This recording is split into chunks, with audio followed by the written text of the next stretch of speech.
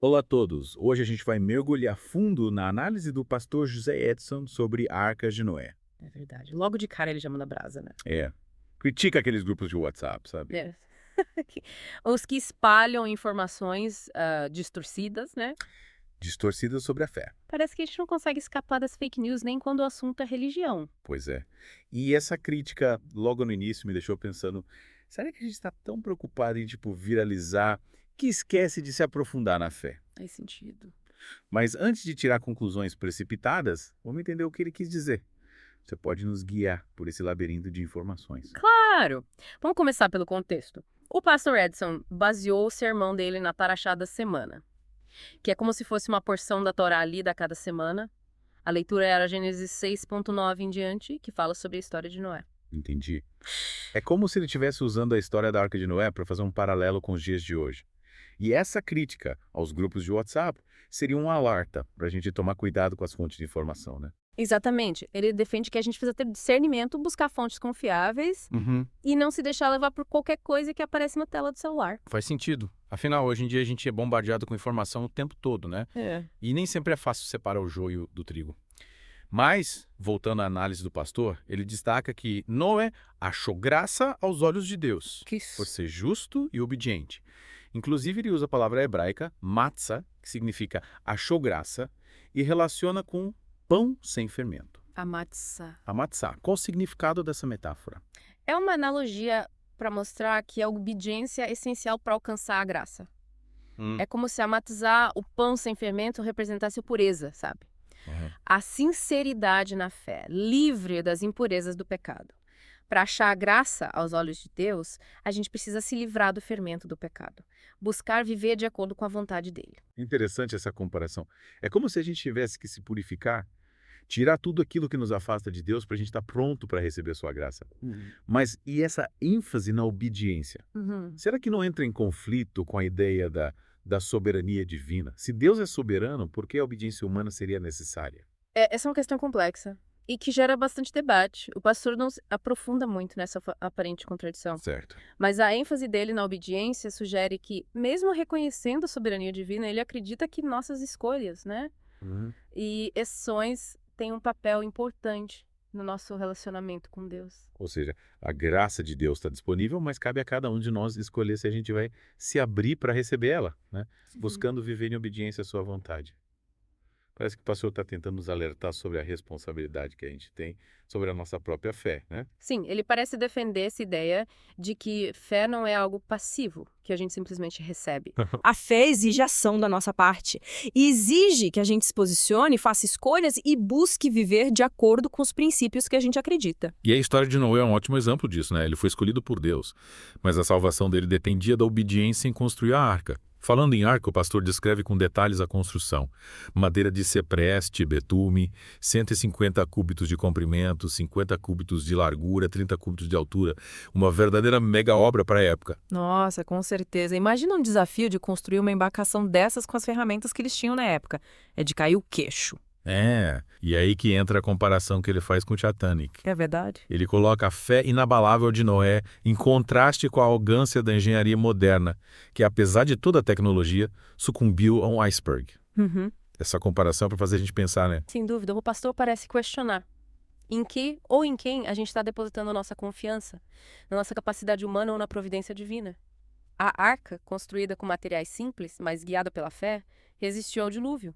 Já o Titanic, símbolo do poder humano, afundou. É uma lição e tanto sobre humildade. É. E essa lição nos leva a questionar: quais são os Titanics nas nossas vidas? Onde a gente está depositando a nossa confiança? Em que a gente está se apoiando para enfrentar as tempestades que a vida nos apresenta? Questões profundas que o pastor nos convida a refletir. E essa reflexão, quem sabe, pode nos ajudar a construir a nossa própria arca espiritual para navegarmos com mais segurança, né? Pelas águas turbulentas do mundo moderno. É. E por falar em arca espiritual, o pastor também, ele nos alerta sobre os perigos que a gente enfrenta hoje em dia, né?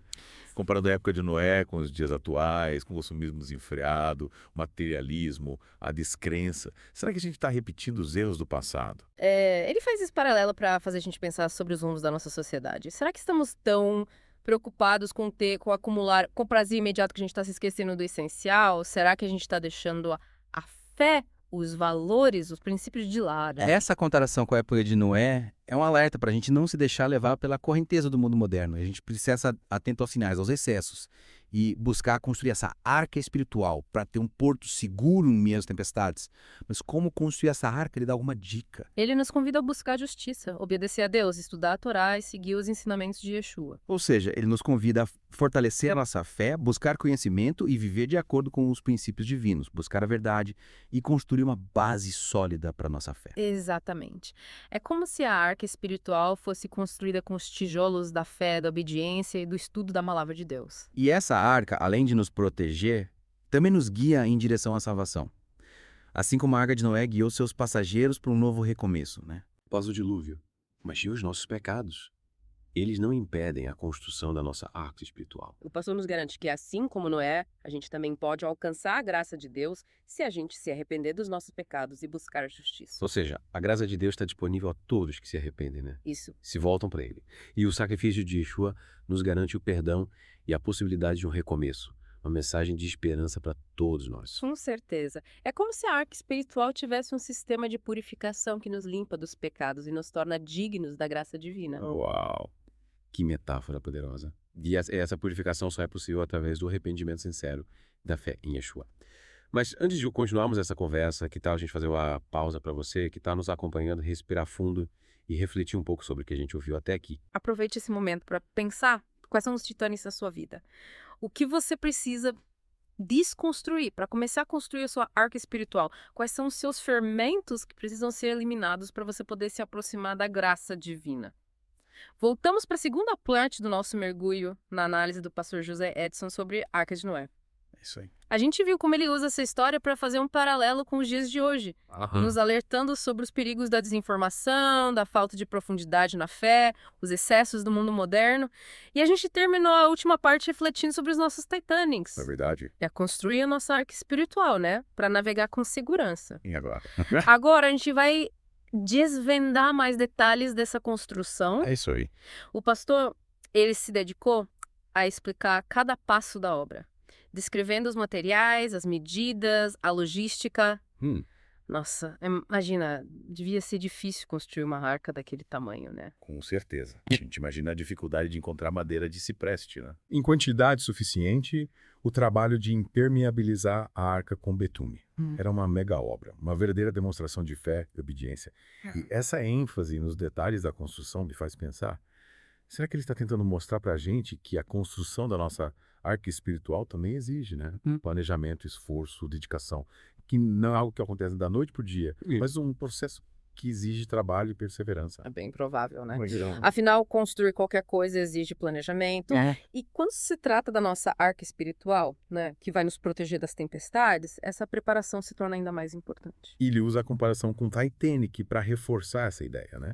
O Titanic, com toda a sua tecnologia, afundou. A arca, construída com materiais simples, mas com muita fé e obediência, resistiu ao dilúvio. É como se estivesse dizendo, a tecnologia, o conhecimento humano por si só não é suficiente. A gente precisa de algo mais. A gente precisa da fé, da orientação divina, da confiança em algo maior que nós mesmos. É essa fé que nos dá a força para enfrentar os desafios, né? A coragem para seguir em frente, a esperança de que, mesmo em meio à tempestade, existe um porto seguro. falando em Porto Seguro, o pastor também destacou a importância da gente buscar a justiça, de viver de acordo com a vontade de Deus. Ele nos convida a estudar a Torá, a seguir os ensinamentos de Yeshua, a se livrar do fermento do pecado, para a gente estar pronto para receber a graça divina. É como se a arca espiritual fosse construída com os tijolos da justiça, da obediência, do estudo da palavra de Deus. Cada tijolo representa uma escolha que a gente faz, né? Uma atitude que a gente toma, um passo que a gente dá em direção a Deus. E essa construção exige um esforço constante, né? A gente precisa estar sempre atento para não deixar a arca se deteriorar, para não deixar brechas, que permitam a entrada da água, dos problemas, das tentações. Com certeza, a arca espiritual não é algo estático, não é que a gente constrói e pronto, acabou. Ela precisa de manutenção constante, né? De cuidado, de atenção. A gente precisa estar sempre vigilante, buscando fortalecer a nossa fé, renovando o nosso compromisso com Deus, buscando viver em harmonia com a vontade dele. E como a gente pode fazer isso na prática? Ele dá alguma dica com direcionamento. Ele incentiva a gente a buscar conhecimento, a estudar a Torá, a mergulhar nos ensinamentos de Yeshua, a se conectar com uma comunidade de fé, né? Buscar apoio, orientação de pessoas que compartilham da mesma fé, dos mesmos valores. E ele encoraja a gente a orar, né? Buscar a Deus em todos os momentos. Pedir a orientação dele e a força para a gente enfrentar as dificuldades. Ou seja, a construção da arca espiritual não é um projeto individualista. A gente precisa da ajuda de Deus, da comunidade, daqueles que nos amam e querem nosso bem. A gente precisa estar aberto a aprender, a crescer, a evoluir espiritualmente. Exatamente. A fé é uma jornada, né? Um caminho que a gente percorre ao longo da vida. E nessa jornada a gente precisa estar aberto a aprender com os erros. Recomeçar quando necessário, buscar sempre o aperfeiçoamento. E o pastor nos lembra que essa jornada, por mais desafiadora que seja, vale a pena. Sim. Porque a arca espiritual que a gente constrói nos leva para um lugar seguro, né? Um lugar de paz, de esperança, de amor. Um lugar onde a gente pode se sentir protegido, acolhido e amado por Deus. E essa é a mensagem que ele quer deixar pra gente. Não importa a tempestade que você esteja enfrentando, não importa o quão difícil pareça a situação, existe esperança. Existe um Deus que te ama, que se importa com você e que quer te ajudar a construir a sua arca espiritual para você poder navegar com segurança pelas águas turbulentas da vida. Que mensagem linda. Essa mensagem nos enche de esperança e de coragem para seguir em frente, para enfrentar os desafios com mais fé e determinação. E para te ajudar a colocar em prática tudo que a gente conversou, o pastor nos deixou um chamado à ação na última parte do sermão. Que tal a gente fazer uma pausa para você respirar fundo, se conectar com essa mensagem de esperança e se preparar para a última etapa do nosso mergulho. De volta para a última parte do nosso mergulho, na análise do pastor José Edson sobre a Arca de Noé. A gente já explorou os perigos do mundo moderno, a necessidade de construir a nossa arca espiritual e a importância da fé, da obediência a Deus. E agora? Agora ele parte para o chamado à ação. Foi bem direto, né? Foi. Ao criticar aqueles grupos de WhatsApp.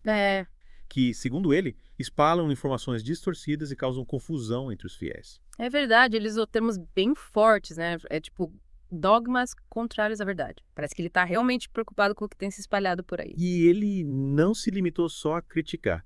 Ele convocou os ouvintes, né, a abandonarem esses grupos, buscar fontes confiáveis de informação e se aprofundarem no estudo da Torá e dos ensinamentos de Yeshua. Essa parte do sermão me fez pensar bastante sobre a responsabilidade que a gente tem de buscar a verdade, de não se contentar com informações superficiais ou com interpretações tendenciosas. A fé exige estudo, exige busca, exige aprofundamento. É como se ele estivesse dizendo, saiam da superfície. Mergulhem fundo na palavra de Deus.